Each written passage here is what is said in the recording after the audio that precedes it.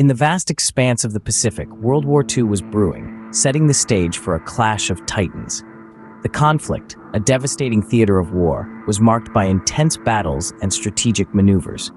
Amid this chaos, Singapore, a small island at the tip of the Malay Peninsula, held a significance that belied its size.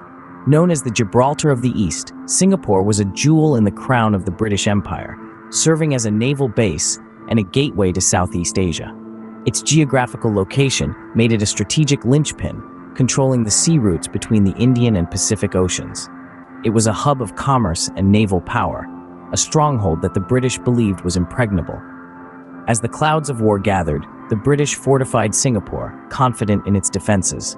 Little did anyone know, Singapore, the Gibraltar of the East, was soon to face its greatest challenge.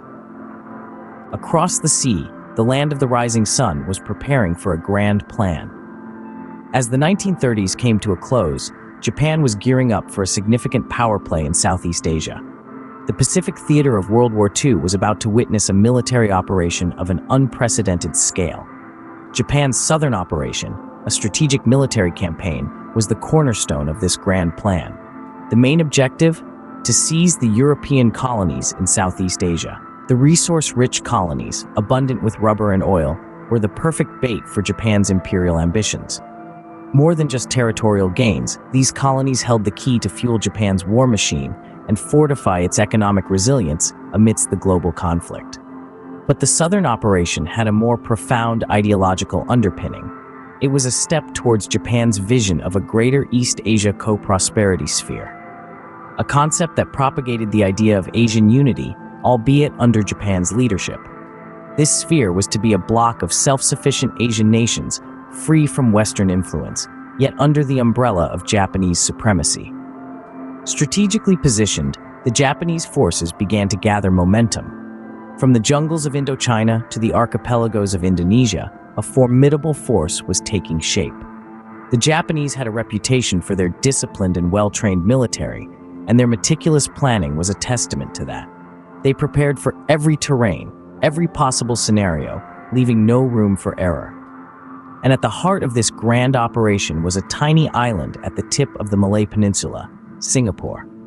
Known as the Gibraltar of the East, Singapore was a jewel in the British Empire's crown. Its capture would not only provide Japan with a strategic stronghold, but also deliver a psychological blow to the British Empire. With their eyes set on Singapore, the Japanese forces were ready for a swift and decisive strike. The stage was set, the actors were in place, and the Pacific theater was about to witness a dramatic turn of events in the tumultuous saga of World War II. The battle drums roared as the Japanese forces launched their audacious attack. The Battle of Malaya was a significant turning point in the Pacific War. This was a time of unexpected tactics and swift movements, where the underdog found a way to outsmart a seemingly invincible adversary. In early December 1941, the Japanese forces initiated their assault on the Malayan Peninsula. The British forces, confident of their stronghold, were taken aback by the speed and agility of the Japanese troops. They had underestimated the enemy, assuming that the dense jungle terrain would slow them down. But the Japanese turned the tables, using the landscape to their advantage, moving swiftly on bicycles, a strategy that was as unconventional as it was effective. As the days turned into weeks, the Japanese forces continued their relentless advance, capturing key towns and airfields.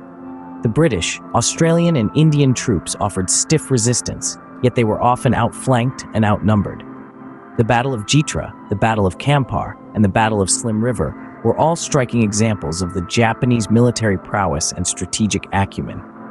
This rapid advance was not without a price. The Japanese forces suffered heavy casualties, but they pressed on, driven by a fierce determination to capture Singapore, the so-called Gibraltar of the East. By the end of January 1942, they had reached the southern tip of the Malayan Peninsula, having covered an astonishing distance in less than 2 months. The Battle of Malaya was a display of strategic brilliance and tenacity by the Japanese forces, but it was also a stark reminder of the consequences of underestimating one's enemy.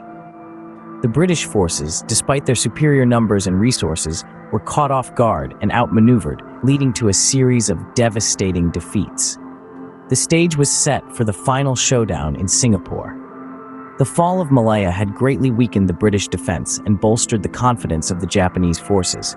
The Battle of Singapore was now on the horizon, a battle that would further tip the scales in the Pacific War. The Battle of Singapore, a battle that would change the course of history, had begun. This confrontation was not merely a clash of arms, it was a test of strategies, where each side pitted their military wits against the other.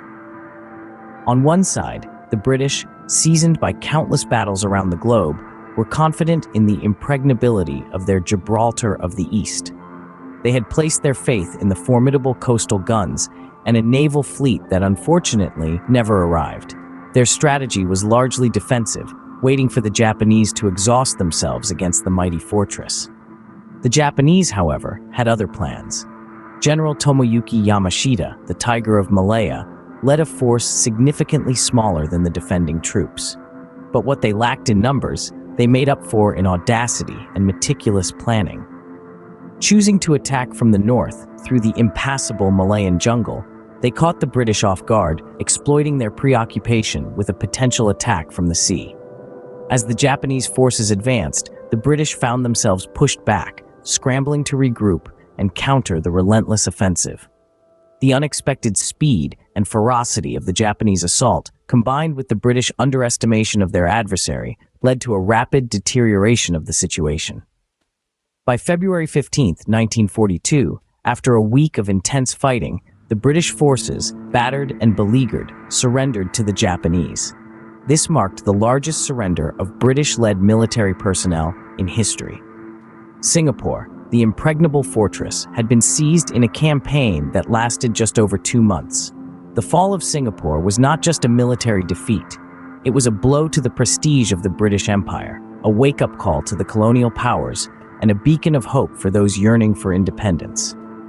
Singapore had fallen, marking the beginning of a new and dark chapter.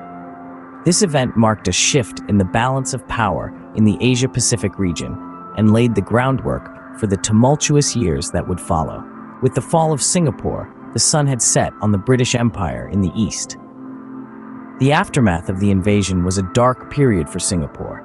The city, once a bustling trade hub, was now under the iron-fisted rule of the Japanese Empire. The local population was subjected to severe hardships. The Japanese implemented a policy of suk-ching, a purge aimed at eliminating anti-Japanese elements within the Chinese community. Thousands of innocent lives were lost in this brutal campaign. Life under the Japanese occupation was characterized by fear, deprivation, and a struggle for survival. Basic necessities like food and medicine were scarce, public services collapsed, and the economy was in shambles. Yet, amidst these adversities, the spirit of the people remained unbroken. They adapted, they resisted, and they survived. But the fall of Singapore had implications far beyond its shores. The swift and decisive victory of the Japanese forces shattered the illusion of Western invincibility. It signaled a seismic shift in the balance of power in the Asia-Pacific region. The myth of the impregnable fortress, the Gibraltar of the East, had been debunked. The Japanese invasion of Singapore also sparked a flame of nationalism among the local population. The failure of the British to defend Singapore led many to question their colonial rulers. This disillusionment sowed the seeds of Singapore's eventual journey towards self-governance and independence. Moreover, the fall of Singapore played a significant role in the broader context of World War II. It marked the peak of Japanese expansion in Southeast Asia.